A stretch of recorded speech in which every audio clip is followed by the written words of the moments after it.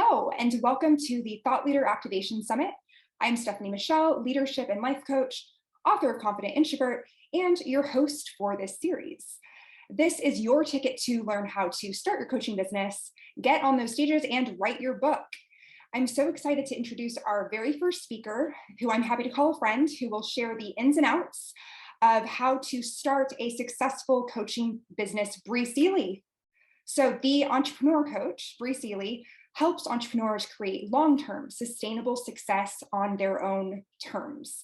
Bri distills her 14 years of real-world experience into easily digestible and tangible tools to help entrepreneurs go from zero to profit. She knows that one size fits all never fits all, so her approach is customized and tailor-made to help each client monetize their vision. Bri was awarded a Silver Stevie Award in 2020 for Coach of the Year, Business, and a Bronze Stevie Award in 2020 for Woman of the Year, Business Services. She is a member of the Forbes Coaches Council and the author of the best-selling Permission to Leap. Bri's expertise has been featured in over 50 press outlets, including Good Morning America, The Today Show, Thrive Global, Entrepreneur, Yahoo, Forbes, and more, and has been interviewed on hundreds of podcasts. All right, Bri, I'm so excited to talk with you about becoming a coach. Welcome. Hello, thank you so much for having me. Yes, so let's just kind of kick off here. So this is all about thought leadership. Everyone watching right now is aspiring to be a thought leader, dipping their toes into that space. How do you define a thought leader? I mean, I think a huge portion of it is that thought leadership really requires you to kind of get into your own beliefs and your own ideas around how the world works. I think a lot of people are trying to be thought leaders, but they're just honestly regurgitating a lot of the information that they've read or consumed, right? So thought leadership really requires you to do the work to figure out how you see the world that's differently than other people, and then start to educate and communicate that information to a larger and larger and larger groups of people. Yeah, okay, amazing. So I'm hearing that really differentiating yourself and like sort of standing for something, and not necessarily like, oh, I read this and I'm going to recite it as though it's my own, but really doing that deeper work to understand what you stand for. And this kind of goes, you read my bio. I believe that there is no such thing as a one size fits all anything. My background's in fashion. And even when I had to do standardized sizing, 5 people that all wore the same size small, it didn't fit their bodies the same way, right? So there always has to be some sort of tailoring or making it to fit you. And I see a lot of these like one size fits all, or like, again, regurgitation of the same ideas. And you really have to distill what you're learning into your own perspective, your own vision, your own way of how it impacts the world and how other people can use it. Because, obviously there's a lot of things that like aren't new ideas. If you teach meditation, like that's not a new idea. Mm-hmm. And the way that you teach meditation or how you use meditation or things like that need to be your own. You need to do that work to figure out, what is my unique contribution to my industry, to my field, and how can I use that to impact other people's lives and communicate something in a way that someone might not have been able to experience it, if not for my thought leadership way of approaching the subject. Yeah, so like being of service by putting your own twist, your own special flavor on maybe something that already has existed in a few different forms, but yeah, doing that due diligence to be like, this is my spin on it. And then people will resonate. Maybe not everybody, but like some people will. So, how has coaching established yourself as a thought leader specifically? I mean, the benefit of coaching is that I'm in front of a lot of people all the time, sharing with them and supporting them. One, both through like how I've experienced life and my personal thought leadership, but then also igniting within them the ability to do the same within themselves. So coaching is cool because it's so transformative, and there's so many like tangible, applicable changes and transformations that people can experience in such a short amount of time. I've had coaching sessions with clients. I did a coaching and hypnosis session with someone. Frankly, she was like on the fence about whether or not she wanted to be an entrepreneur.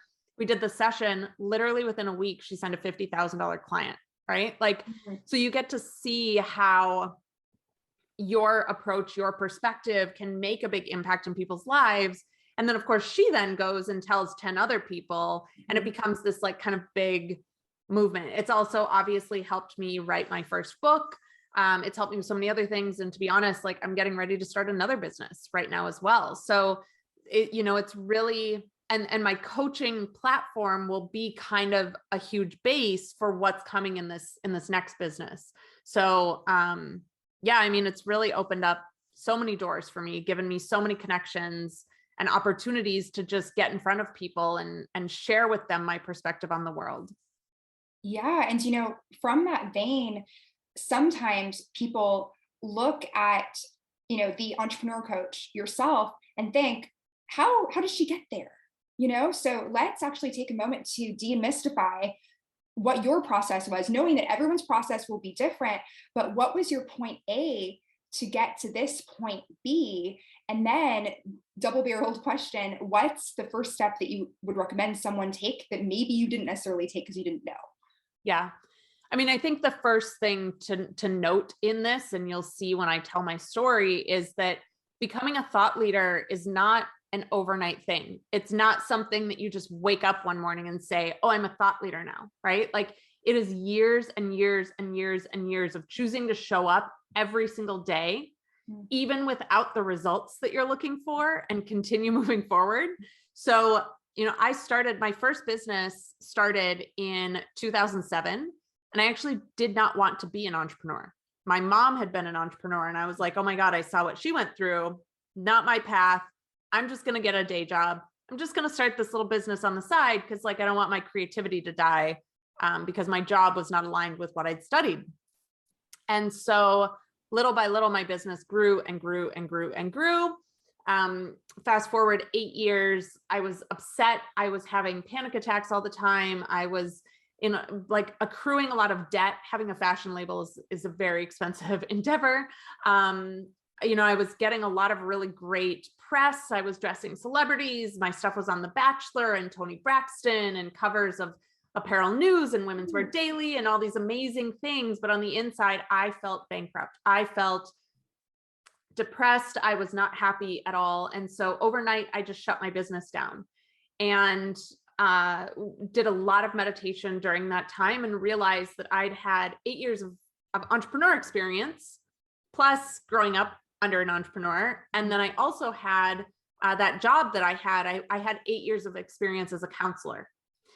And so I decided to pivot and start doing coaching because I could use the knowledge, expertise, experience that I had accrued over the last 8 years, both in entrepreneurship and in coaching or counseling, to help people in other ways. And so really, I started this business in 2015, and a lot of it was, I was starting to write for the Huffington Post, and I was starting to really just get my thoughts and my perspectives out there.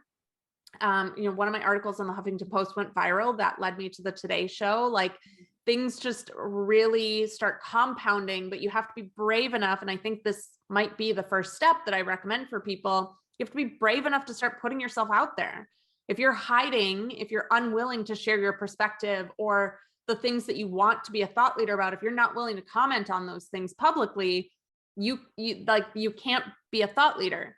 So first step, start figuring out how and where you can begin getting your voice out there, becoming visible, sharing your thoughts, and getting other people, the people that, resonate with what you're talking about, on board to start building up that momentum. Yes. Okay. I love that, how it can seem intuitive, but it's not always intuitive, right? To be a thought leader, you need to proactively share your thoughts, even if you're not getting a lot of positive feedback, or even if there are crickets when you post about that thing. So yeah, thank you for illustrating that so beautifully, where it's to be a thought leader, your thoughts can't just exist in your head. Absolutely. Yeah. And, I know it is really hard for people when they first start putting stuff out there, like it's gonna be crickets, right? Like, and the other thing I see a lot with people is that they'll publish things on places like Huffington Post or Medium or any of these other places, and they'll put it there just hoping that people read it, right? It doesn't work like that. You have to be your biggest cheerleader, and you have to be willing to share your stuff. And the first people that are going to care in any way, shape, or form that you're putting out there are people you already know. A lot of people don't like hearing that because they have a lot of fears tied up in, what if the people I know judge me? You have to let that stuff go. The people that already have a no love, trust relationship with you are going to be your first readers. They're going to be your first clients. They're going to be your first customers, because the likelihood of a stranger finding your article on the internet, one, is slim to none. Two, the likelihood of them taking action because you're a stranger is slim to none. And three, the likelihood of them actually hiring you and paying you, again, slim to none. So you have to then be willing to promote and blast your thought leadership all over the place. Ask your friends and family to read it, ask them to share it, ask them to tag other people in it. Like, that's how the momentum grows. That is such a nugget of wisdom, where it's not all about going out into the interwebs and being like, okay, who are these people that I can work with and serve? It's like, wait a second, who do you already know? Who have you already met in your life? That is so valuable to be aware of. It can take the pressure off. And when it comes to someone who is considering going into the coaching world, but they wonder, do I have what it takes? You touched on this ability to self-promote and continually do so. What are other qualities that make a really great coach? What will ensure that an aspiring coach will thrive as a coach? Yeah, self-promotion is a big one. You have to be willing to put yourself out there. I think a lot of people think, even with like speaking engagements or podcasts or any of that stuff, the reason that I've gotten on all the things I've gotten on is because either I or a member of my team have put me up for it. One of my team members nominated me for the Stevie Awards that you mentioned in my bio, right? Like, that it doesn't just happen. Speaking engagements don't just call you out of the blue unless you have an established relationship, right? So you have to be willing to put yourself out there. I think the other big thing that I always harp on a lot is you just have to have tenacity. Like we mentioned earlier, when you're not getting results, you still have to wake up tomorrow and keep going at it. And if you don't get any results that day, you got to wake up the next day and keep going at it. Like, I had, for like the first like 6 months of my business, I think I did total like $6,000 in sales or something. Like, it was not enough to live on. It wasn't until really like I crossed a threshold around the 6-month mark, where then I had my first 5-figure month. And then a few months after that, I had a $50,000 month. And then again, a few months after that, I duplicated it and had another $50,000 month. So, it did take me a relatively quick time to build a 6-figure business. But those first 6 months were tough. And actually, at the end of the 6 months, I was looking for jobs. I was ready to quit because I was like, this clearly is not working. But the universe had other plans. No one would hire me because I was too qualified. Oh. And then I had to double down. I didn't have a choice. I had to figure it out. And I love that you bring up, there's this quote that people don't know how close they were to success when they give up. And it sounds like maybe you were half in, half out, but then it's like, oh, going from basically 1,000 a month to then 10 times that in a 1-month period, then that's enough to make you go, whoa, okay, there's something here. So I think that anyone watching right now, it's like, that is inspiring. If you're seeing crickets, to maintain that tenacity and that drive, and knowing that you have value and that people will see it. Maybe it's just like little tweaks along the way. And, in that vein, when it comes to something that you wish you knew when you were very first starting out, that now is so much more clear, what would something like that be? I think, and this really piggybacks on what I was just saying as well, I teach a lot about bold actions and inspired actions. And a lot of people think that like, oh, if I just post on social media every day, I'll have a business. You won't. Posting on social media is actually a really passive action. And, you have to hope that people see it. You have to hope that the right people see it. You have to hope that then those people take the action, right? Like there's so much unknown involved in it. And it's so like relying on just a lot that you can't control, versus if you're reaching out to 10 of the right people every single day and sending them a DM, or, having a conversation with them, or pitching yourself for certain things. Like I did the passive action thing for about 6 months. And it was honestly when I just didn't have a choice, felt like I was backed into a corner and was like, oh, all these people have said that they're like interested in working with me. None of them have taken action. I'm going to go, double down on everything, reach out to all these people individually, help them find solutions so that they can move forward. And at that month, I had a $15,000 month, right? So there's a difference between like putting something somewhere and like hoping, and like really truly committing, taking that action that usually terrifies you and like create the results that you want. Yeah. So it sounds like, that kind of makes me think about when it comes to it. So in the very beginning, there were crickets. Then all of a sudden there's a little explosion. Then another, sort of explosion. When it comes to, let's see, a hurdle that you overcame, let's say even after the 6 months of crickets, and then you were seeing, your success growing, what's a hurdle that came after that you ultimately turned around? So I had that peak, and then I told you already, like a few months later, I had another peak, but in between those two peaks, I had a huge valley, right? So I had this mindset that like, oh, I have momentum going in my business now. I can just let that momentum ride. Well, what happens when you're driving your car and you take your foot off the gas?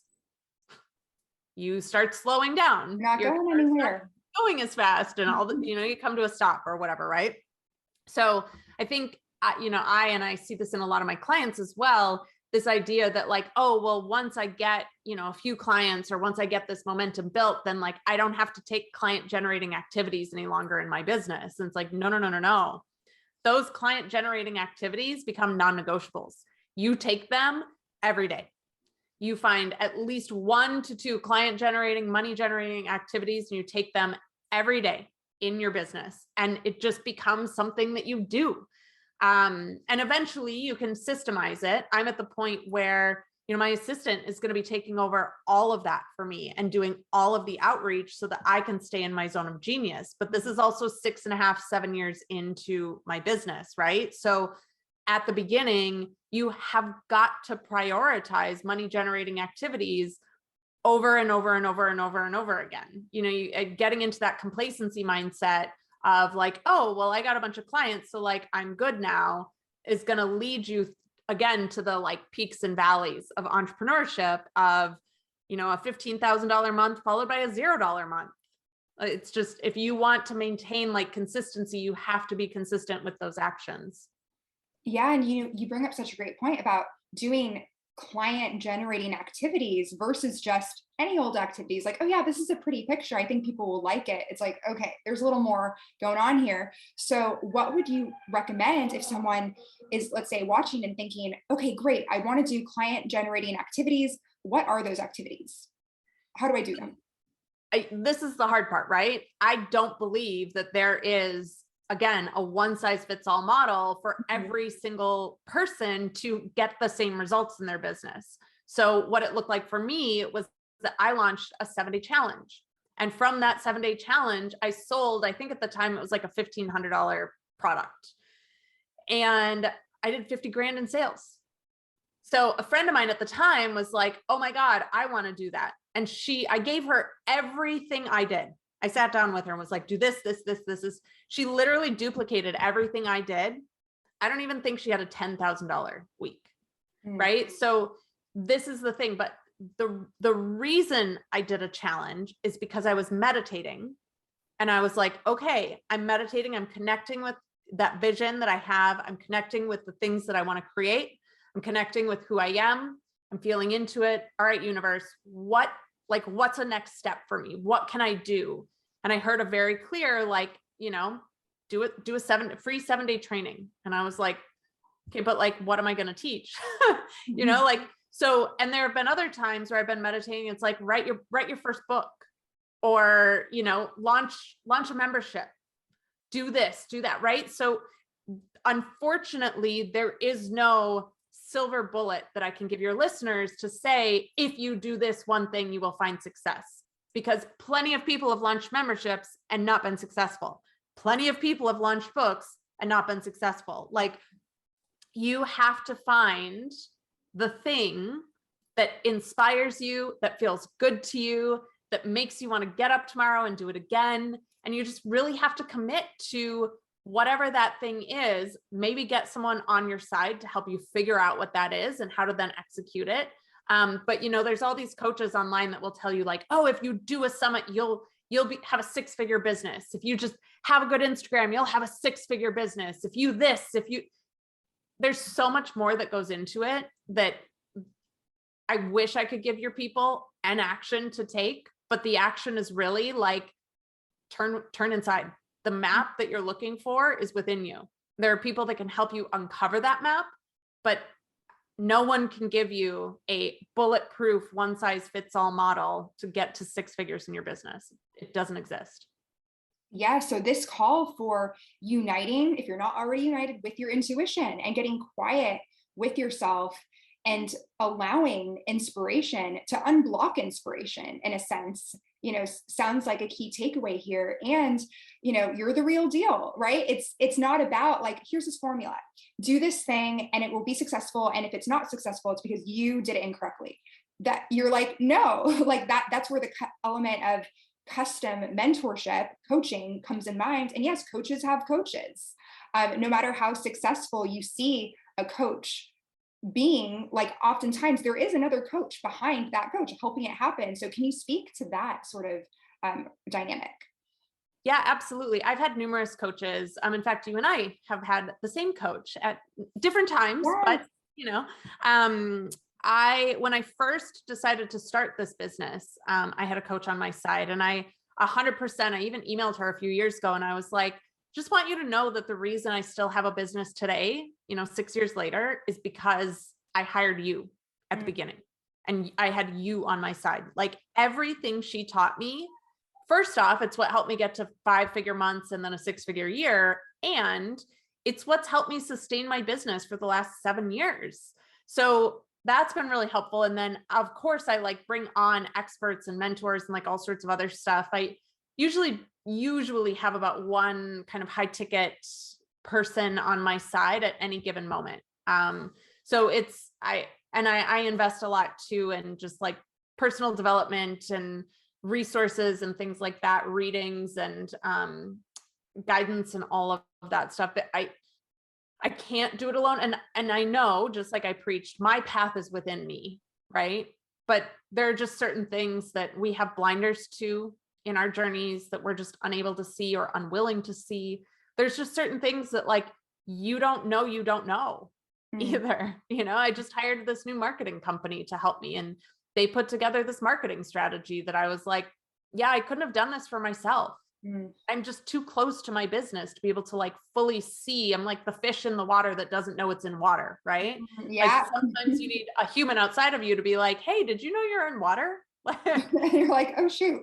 Yeah, it's just how it works. So I'm a huge proponent of the coaching industry. I actually had a coach for my fashion business as well. So I was investing in coaches well before I was one. And I think if you really truly want to be successful, you can't DIY it. The internet's never going to get you to where you want to go. It just isn't.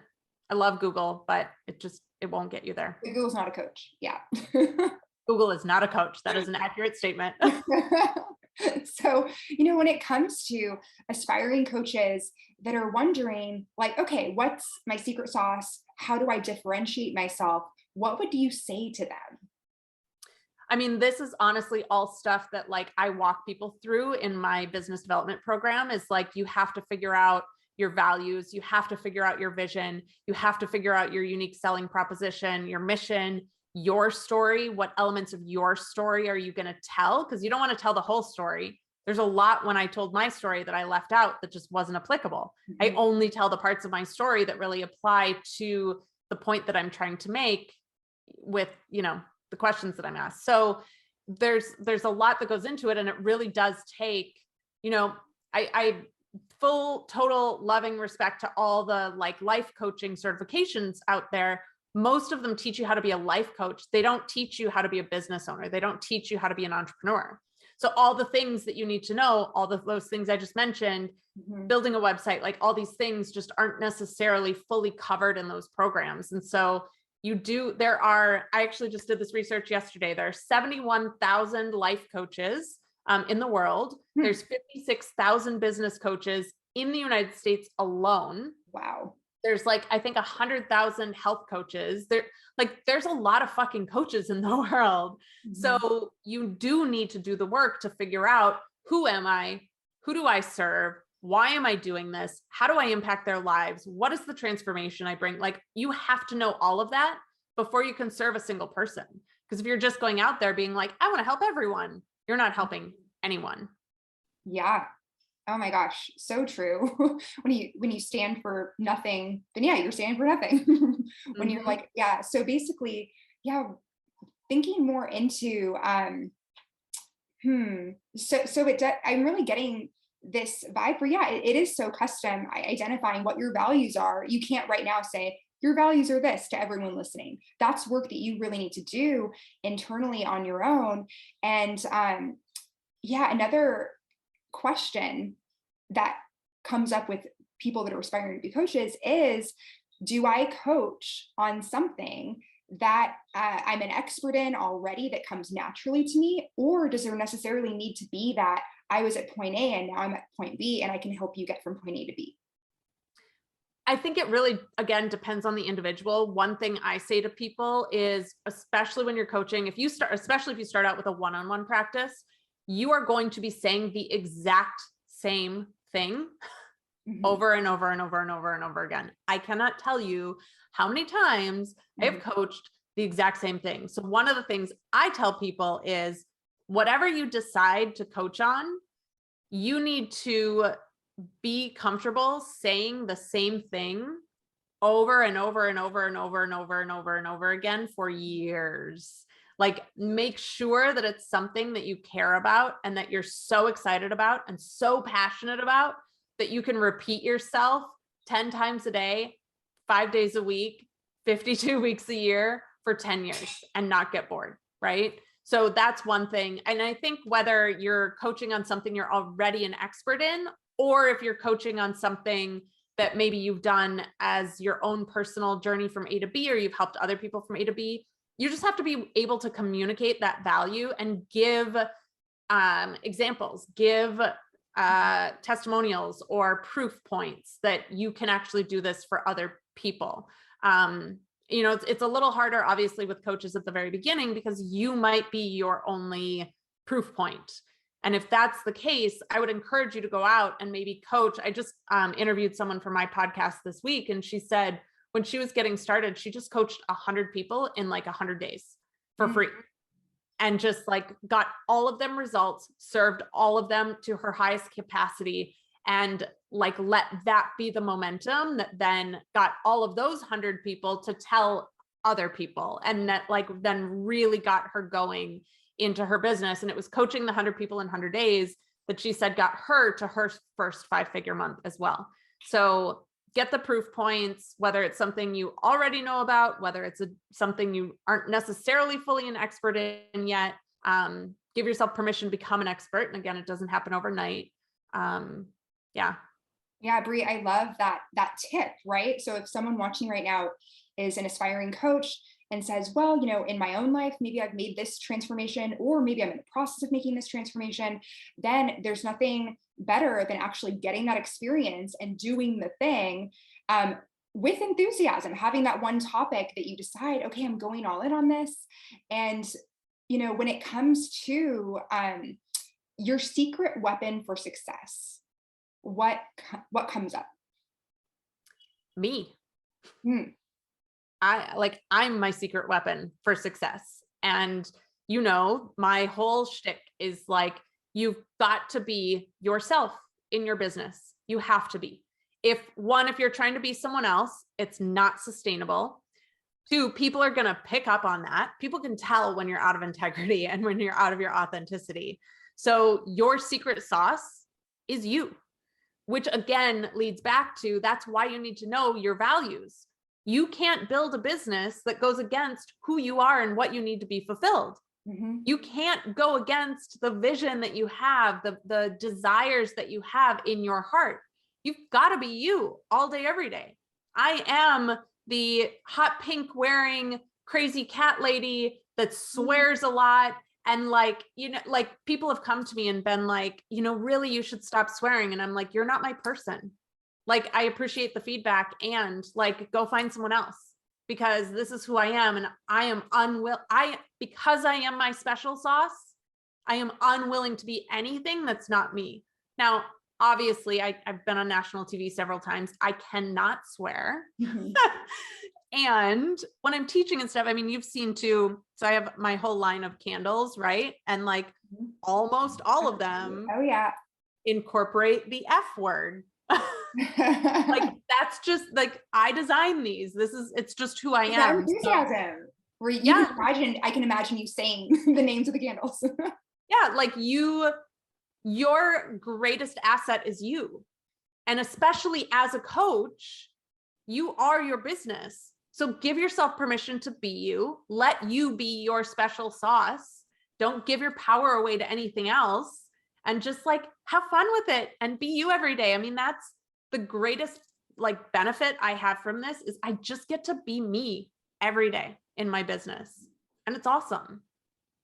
Oh my gosh, what a gift for yourself and to everyone, that really it's okay, all you got to do is be yourself, but also do the work to know who that is, and then have the right mentorship to help it explode.